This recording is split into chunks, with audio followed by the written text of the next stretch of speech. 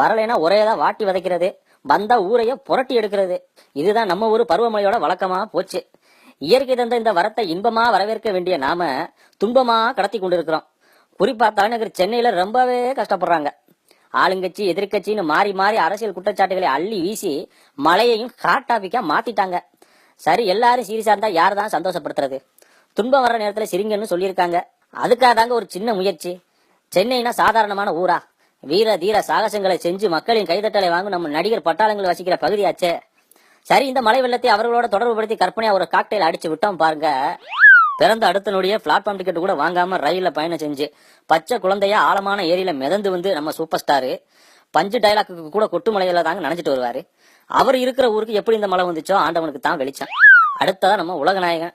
அந்த காலத்திலேயே டபுள் போட்ல நடுக்கடலுக்கு போனவரு, தசா அவதாரம் போட்டு ஒரே சுனாமிய பல வேடங்களில சமாளிச்சவரு, தண்ணியை வச்சே பல்லாயிரக்கணக்கான உயிரை காப்பாத்தினவரு.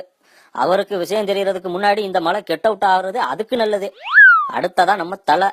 அந்த உப்பு காத்துல எங்க மக்களின் ஓலம் இப்பவும் கேக்கும். கரமண்ணு நெஞ்ச பொழந்து கிடக்கும். கற்பு கரைசி அகலிக கல்லா போன மாதிரி என் கிராமமும் மண்ணா போச்சு. ஒரு கிராமமே கடலில் மூழ்கி உயிரை விட்ட போதும் தனியாளா பிழைச்சு வந்து பாதிக்கப்பட்டவங்களுக்கு போராடினவரு. ஒரு கிராமத்திற்கே அவ்வளவு ரிஸ்க் எடுத்தாருன்னா தான் வசிக்கிற நகரத்துக்கு ஒரு பிரச்சனைனா சும்மாவா விடுவாரு? இப்ப வரப்போறது நம்ம இளைய தளபதி. பாசத்துல 10 தாய்க்கு சமம், பலத்துல 100 யானைக்கு சமம், வீரத்துல 1000 வேங்கைக்கு சமம், விவேகத்துல 1,00,000 சாணக்கியனுக்கு சமம். அவன் எங்களுக்கு வேணும் ஐயா.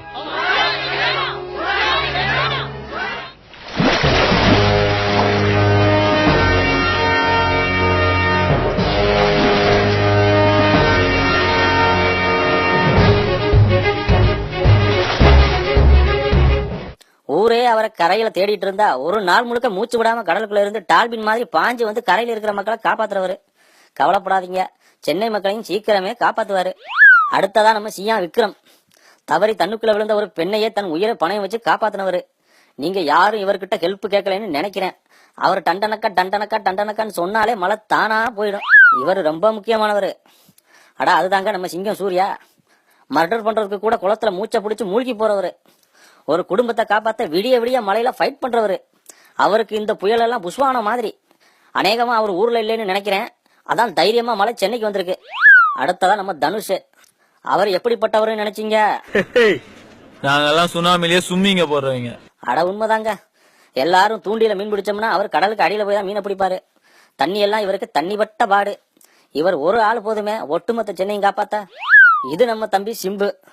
தம்பிக்கு மலையை பார்த்தா டூயட் பாடுற ஆசை வந்துடும். மத்தபடி மலையில மக்களை காப்பாத்தணும்னா முதல் தமிழனா வந்து நிப்பாப்ல. கடைசியா வர்றவரு நம்ம கார்த்தி. ஊரே மழை வரக்கூடாதுன்னு நினைச்சா இவர் மட்டும் மழை வரணும்னு சாமி கும்பிடுவாரு. அப்பதானே ஸ்டெப்பு போட முடியும். தம்பியை காப்பாத்த கூட்டிட்டு போனோம்னா அங்க நின்று டான்ஸ் ஆடுவாப்ல.